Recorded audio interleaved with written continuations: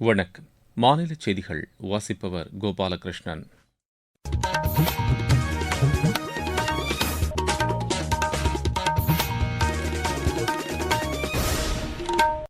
தலைப்புச் செய்திகள்.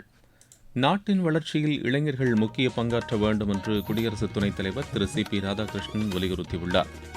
தமிழகத்தில் உள்ள அரசு பள்ளி மற்றும் கல்லூரிகளின் சமூக நீதி விடுதிகளில் மாணவர்களுக்கான வசதிகள் மேம்படுத்தப்படும் என்று மாநில பிற்படுத்தப்பட்டோர் நலத்துறை அமைச்சர் திரு சம்பத்குமார் கூறியுள்ளார்.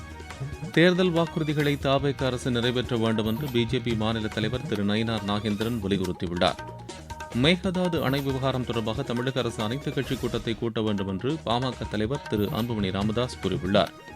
நீலகிரி, கோவை மற்றும் தேனி மாவட்டங்களுக்குட்பட்ட சில இடங்களில் இன்று கனமழை பெய்யக்கூடும் என்று வானிலை ஆய்வு மையம் தெரிவித்துள்ளது. இனி விரிவான செய்திகள். நாட்டின் வளர்ச்சியில் இளைஞர்கள் முக்கிய பங்காற்ற வேண்டும் என்று குடியரசு துணைத் தலைவர் திரு சி.பி. ராதாகிருஷ்ணன் வலியுறுத்தியுள்ளார். புதுதில்லியில் நடைபெற்ற இளையோருக்கான நிர்வாக பயிற்சி திட்டம் தொடர்பான நிகழ்ச்சியில் உரையாற்றிய அவர், தலைமை பண்பு என்பது அதிகாரத்தால் வருவதல்ல என்றும் சேவையின் மூலமே அது மதிப்பிடப்படுவதாகவும் கூறினார். இளைஞர்கள் அறநெறியுடனும் அர்ப்பணிப்புடனும் தேசத்திற்கு சேவையாற்ற வேண்டும் என்று அவர் கேட்டுக் கொண்டார். மாநில மற்றும் மொழி எல்லைகளை கடந்து அனைவரும் ஒற்றுமையுடன் செயல்பட வேண்டும் என்று அவர் அறிவுறுத்தினார். இமயம் முதல் குமரி வரை பரவியுள்ள பல்வேறு வகையான கலாச்சார பாரம்பரியம் நாட்டின் மிகப்பெரிய பலம் என்றும் அவர் குறிப்பிட்டார். அரசியலமைப்பு விழுமியங்களின் முக்கியத்துவத்தை உணர்ந்து உரிமைகளுடன் கடமைகளை நிறைவேற்றும் போது ஜனநாயகம் தழைத்தோங்கும் என்றும் திரு சி.பி. ராதாகிருஷ்ணன் தெரிவித்தார். தமிழகத்தில் உள்ள அரசு பள்ளி மற்றும் கல்லூரிகளின் சமூக நீதி விடுதிகளில் மாணவர்களுக்கான வசதிகள் மேம்படுத்தப்படும் என்று மாநில பிற்படுத்தப்பட்டோர் நலத்துறை அமைச்சர் திரு சம்பத்குமார் கூறியுள்ளார். நாமக்கல் மற்றும் சேலம் மாவட்டங்களில் பிற்படுத்தப்பட்டோர் நல விடுதிகளை நேற்று அவர் ஆய்வு செய்தபின் செய்தியாளர்களிடம் பேசிய அவர் இதனை தெரிவித்தார். அவங்க சொன்னது போல உணவு தரத்தில் குறைபாடு இருந்தது. ஸோ அந்த குக்கை மாற்றி வேற ஒரு குக்கு இந்த ஹாஸ்டலில் போட்டிருக்கோம். அவங்களோட தமிழுக்கு நல்லா இருக்குன்னு சொல்லியிருக்காங்க.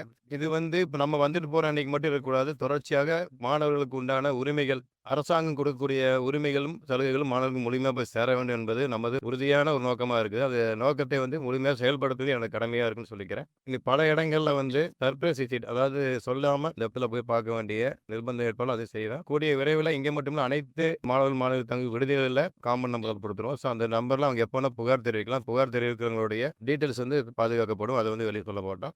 அது மட்டும் இல்லாமல் எல்லா ஹாஸ்டல்லையும் சிசிடிவி கேமரா, பவர் பேக்கப்புக்கு இன்வெர்டர் கொடுக்கக்கூடிய பாசிட்டிவ் நெட் எல்லா பக்கம் பல பக்கம் எல்லாமே இருக்குது. அது எல்லாமே சரி பண்ணக்கூடிய திட்டங்கள் இருக்குது. தமிழகத்தில் இலவச வேட்டி சேலை திட்டத்திற்காக நூல் கொள்முதல் செய்ய முதற்கட்டமாக 300 கோடி ரூபாய் ஒதுக்கி அரசாணை வெளியிடப்பட்டுள்ளதாக மாநில கைத்தறித்துறை அமைச்சர் திரு விஜய் பாலாஜி கூறியுள்ளார்.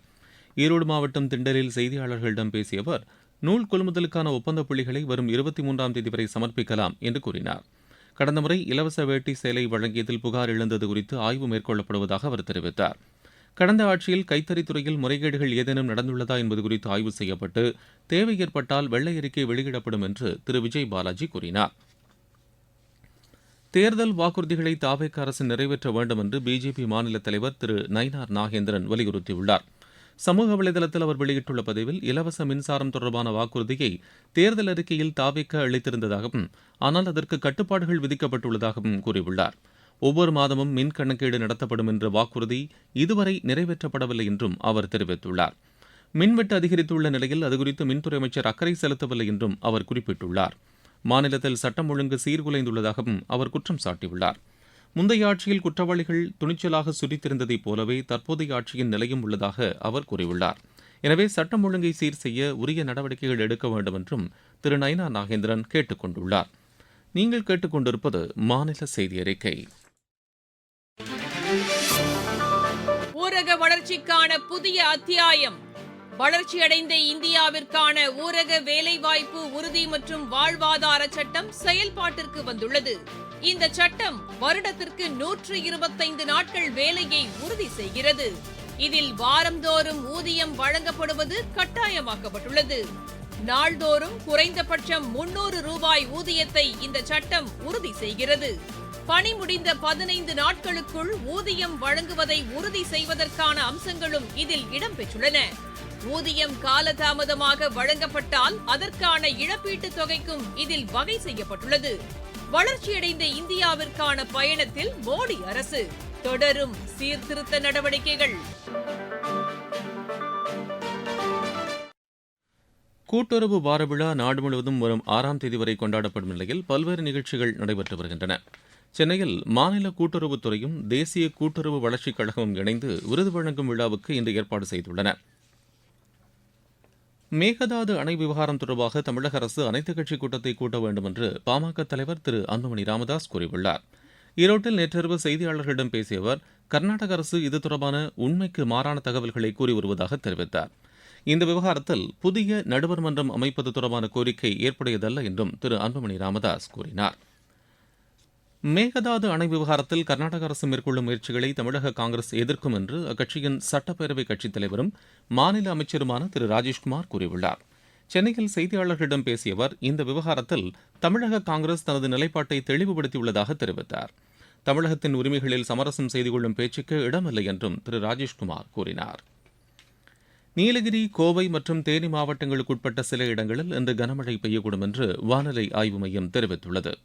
மேற்கு தொடர்ச்சி மலையை ஒட்டிய பிற மாவட்டங்கள் மற்றும் வட தமிழகத்தின் ஓரிரு இடங்களில் லேசானது முதல் மிதமான மழை பெய்யக்கூடும் என்றும் அந்த மையம் கூறியுள்ளது. சென்னையை பொறுத்தவரை வானம் ஓரளவு மேகமூட்டத்துடன் காணப்படும் என்றும் மாலை அல்லது இரவு நேரங்களில் ஓரிரு இடங்களில் லேசான மழை பெய்யக்கூடும் என்றும் தெரிவிக்கப்பட்டுள்ளது. இருவரிச் செய்திகள். சிரியாவின் டமாஸ்கஸில் நிகழ்ந்த குண்டுவெடிப்பு சம்பவத்தில் 9 பேர் உயிரிழந்தனர், 20க்கும் மேற்பட்டோர் காயமடைந்தனர். ஏடன் வளைகுடா பகுதியில் வெளிநாட்டு வணிகக் கப்பலில் நடைபெற்ற கடல் கொள்ளை முயற்சியை அப்பகுதியில் பணியில் ஈடுபட்டிருந்த இந்திய கடற்படை கப்பல் INS திரிகண்ட் முறியடித்தது. தடையற்ற வர்த்தக ஒப்பந்தங்கள் மூலம் ஏற்றுமதியை அதிகரிப்பது குறித்த ஆலோசனைக் கூட்டத்தில் மத்திய வர்த்தகத்துறை அமைச்சர் திரு பியூஷ் கோயல் இன்று பங்கேற்கிறார். கிராமப்புற உள்ளாட்சி அமைப்புகளுக்கான மானியங்கள் குறித்த தேசிய பயிலரங்கு மத்திய பஞ்சாயத் ராஜ் அமைச்சர் திரு ராஜீவ் ரஞ்சன் சிங் தலைமையில் புதுதில்லியில் இன்று நடைபெறுகிறது. விருதுநகர் மாவட்டம் திருத்தங்கலில் உள்ள அரசு பெண்கள் மேல்நிலைப் பள்ளியில் மாநில அமைச்சர் செல்வி கீர்த்தனா ஆய்வு மேற்கொண்டார்.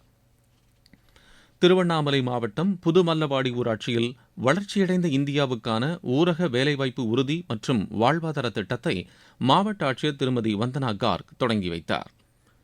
திருப்பத்தூர் மாவட்டம் கூடப்பட்டு அரசு தோட்டக்கலை பண்ணையில் மாவட்ட ஆட்சியர் திரு ரவிக்குமார் ஆய்வு மேற்கொண்டார். நாமக்கல் மாவட்டம் நவனி ஊராட்சியில் வளர்ச்சியடைந்த இந்தியாவுக்கான ஊரக வேலைவாய்ப்பு உறுதி மற்றும் வாழ்வாதார திட்டம் குறித்த விழிப்புணர்வு நிகழ்ச்சியில் ஆட்சியர் திரு மதுபாலன் பங்கேற்று இத்திட்டம் குறித்து உரையாற்றினார். தருமபுரி மாவட்டம் வேற்றப்பட்டியில் தேசிய கால்நடை அபிவிருத்தி திட்டத்தின் கீழ் அமைக்கப்பட்டுள்ள செம்மறியாடுகள் வளர்க்கும் நவீன தொழில்நுட்ப பண்ணையை மாவட்ட ஆட்சியர் திரு சரவணன் ஆய்வு செய்தார். சென்னை தண்டையார்பேட்டை மண்டலத்தில் 226 கோடி ரூபாய் மதிப்பில் நடைபெற்று வரும் பாலப்பணிகளை மாநகராட்சி ஆணையர் திரு சமீரன் நேரில் பார்வையிட்டு ஆய்வு செய்தார். விளையாட்டுச் செய்திகள். இந்தியா இலங்கை அணிகள் பங்கேற்கும் 2 டெஸ்ட் கிரிக்கெட் போட்டிகளை கொண்ட தொடருக்கான அட்டவணை வெளியிடப்பட்டுள்ளது. முதலாவது போட்டி அடுத்த மாதம் 15ஆம் தேதி கல்லேவிலும், இரண்டாவது போட்டி அடுத்த மாதம் 23ஆம் தேதி கொழும்புவிலும் தொடங்கும் என்று இந்திய கிரிக்கெட் கட்டுப்பாட்டு வாரியம் கூறியுள்ளது. கனடா ஓபன் பேட்மிண்டன் போட்டியின் மகளிர் ஒற்றையர் பிரிவு ஆட்டத்தில் இந்தியாவின் தன்யா ஹேமந்த் மற்றும் ஆகர்ஷி கஷ்யப் காலிறுதிக்கு முந்தைய சுற்றில் தோல்வியடைந்தனர். மீண்டும் தலைப்புச் செய்திகள்.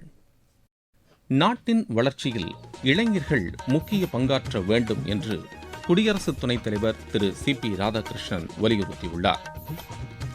தமிழகத்தில் உள்ள அரசு பள்ளி மற்றும் கல்லூரிகளின் சமூக நீதி விடுதிகளில் மாணவர்களுக்கான வசதிகள் மேம்படுத்தப்படும் என்று மாநில பிற்படுத்தப்பட்டோர் நலத்துறை அமைச்சர் திரு சம்பத்குமார் கூறியுள்ளார்.